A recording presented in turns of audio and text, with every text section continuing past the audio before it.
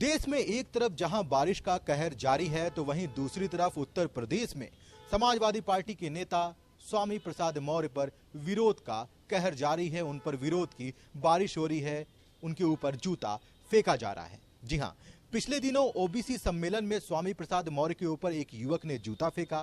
खैर, उसके बाद युवक को पकड़ लिया गया और सपाइयों ने उसकी जमकर धुनाई भी कर दी। अब स्वामी प्रसाद मौर्य की बेटी, जी हां, जो कि बीजेपी की सांसद है बदायूं से, संघमित्रा मौर्य का भी बड़ा बयान इस पर सामने आ गया है। देखिए, एक पिताजी के ऊपर जूता फेंका गया, ये कोई आम नई घटना नहीं है, लेकिन एक जनप्रतिनिधि होने के नाते, लोकतंत्र का हिस्सा होने के नाते हमें लगता है इस हद तक किसी को भी गिरना गलत है। और हम जितना अभी तक आग पाए हैं, क्योंकि ये शुरुआत हमें जहां तक याद है 2008 से शुरुआत हुई थी।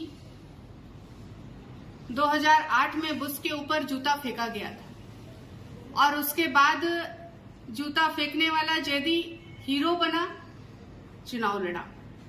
2009 में उस वक्त के गृह मंत्री पी चिदम्बरम जी के ऊपर जूता फेंका गया। आपके ही एक पत्रकार बंधु ने दिल्ली में फेंका था और वो खूब फेमस हुए, चुनाव लड़े, विधायक बन गए। तो हमें लगता है जूता फेंकना, स्याही फेंकना,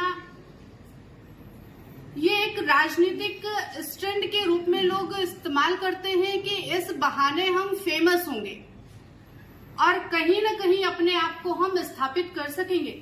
लेकिन फेमस होने के लिए लोकतंत्र में इस हद तक गिरना निंदनीय है और मैं इसका विरोध करती हूँ। ये कोई नई घटना नहीं, पूर्व में भी होती चली आई है। हमारे पार्टी के भीष्म पितामह कहे जाने वाले लाल कृष्ण आडवाणी जी तक पर भी ऐसी घटना हुई है। तो इससे कोई भी अछूता नहीं रहा है और ऐसे बड़े लोगों को ही चुनना, यानी हम अपनी राजनीति को चमकाना का ही एक उद्देश्य है, बाकी ये कुछ नहीं है। स्वामी प्रसाद मौर्य जी कह रहे हैं कि बीजेपी पे आरोप है, वो कह रहे हैं बीजेपी, ये सब बीजेपी ने कराया है। अब पकड़ा गया है वो भी, उसका भी ये कहना है कि बीजेपी के नेताओं ने हमसे ये कहा, अखिलेश जी भी लगातार कह रहे हैं कि बीजेपी। तो अब ये बात अगर पकड़ा जाने वाला एक्सेप्ट कर रहा है तो फिर उसमें तो कोई संदेह है ही नहीं। तो फिर आप क्या कहना है, आपका क्या?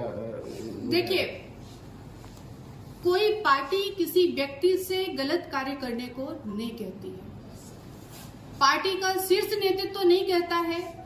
छोटी मानसिकता रखने वाले राजनीतिक करवा सकते हैं, लेकिन शीर्ष नेतृत्व ऐसा दिशा निर्देश किसी को नहीं देता है। एक बेटी राजविलास की बात पे क्या कहें? इस घटना को एक बेटी के रूप में, सांसद के रूप में हमने आपसे कहा, लोकतंत्र का हिस्सा होने के नाते मैं इसकी निंदा करती हूँ। ये नहीं होना चाहिए।